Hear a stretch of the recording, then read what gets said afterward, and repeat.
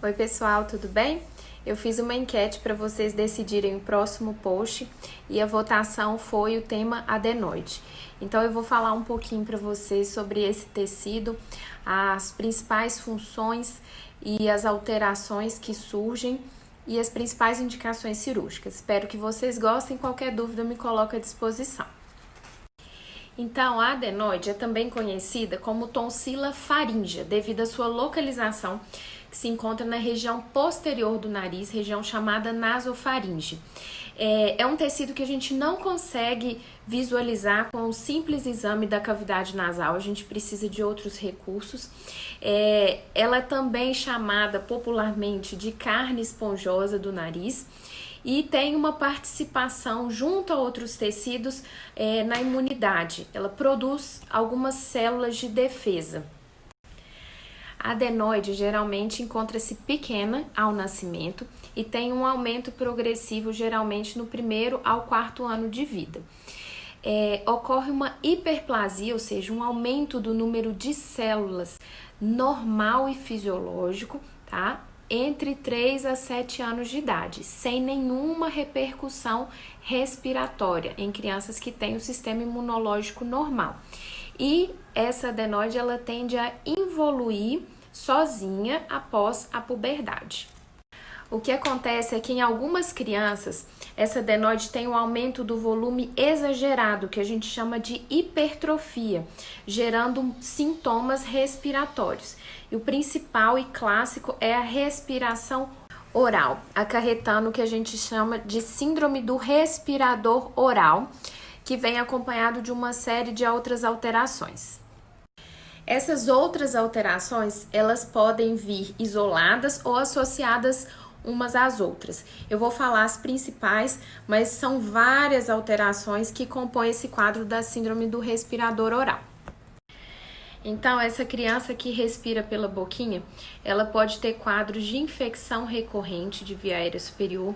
Então, uma criança que sempre está doentinha, sempre tem uma sinusite, sempre tem uma otite. Ela pode ter alteração de crescimento, alteração no desenvolvimento do esqueleto crânio-facial e muitas alterações dentárias associadas.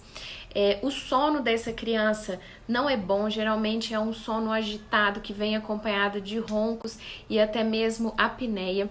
É uma criança que durante o dia tem uma irritabilidade maior ou uma sonolência diurna intensa, atrapalhando às vezes até no desempenho escolar.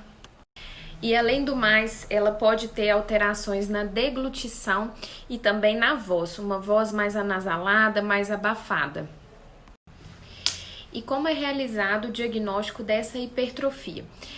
Hoje em dia, nossa primeira escolha é a endoscopia nasal, também chamado de fibronasolaringoscopia, que é um método simples realizado com a criança acordada e que a gente tem uma dimensão boa do tanto que esse tecido está obstruindo a criança, assim como toda avaliação da via aérea superior e ver se tem algum outro fator associado contribuindo para essa respiração oral. E dependendo da avaliação clínica e também do exame físico, às vezes a gente precisa de um exame complementar chamado polissonografia, que é um estudo mais apurado do sono, para a gente ter parâmetros aí, principalmente em relação ao ronco e à apneia. Feito o diagnóstico, a gente vai avaliar a criança como um todo e optar pelo tratamento clínico ou cirúrgico, sempre avaliando outros fatores de obstrução, como eu já tinha dito. Se essa criança tem também, às vezes, uma hipertrofia de corneto nasal, ou se ela também tem uma amígdala palatina grande, ou um desvio de septo, entre outros fatores que podem contribuir para a obstrução nasal. Então, o ideal é que esse respirador oral de suplência, ou seja, a criança que respira a maior parte do tempo pela boquinha, tenha uma avaliação pelo pediatra, principalmente pelo otorrino, a fim de sanar as principais repercussões que essa síndrome da respiração oral pode causar na criança a longo prazo. E lembrando que muitas vezes, quando essa criança já tem repercussões, é necessário uma abordagem multidisciplinar.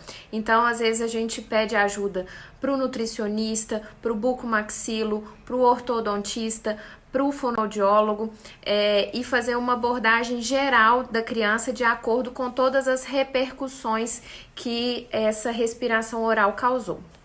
Agradeço muito a atenção de vocês e, como já disse, estou à disposição para eventuais dúvidas.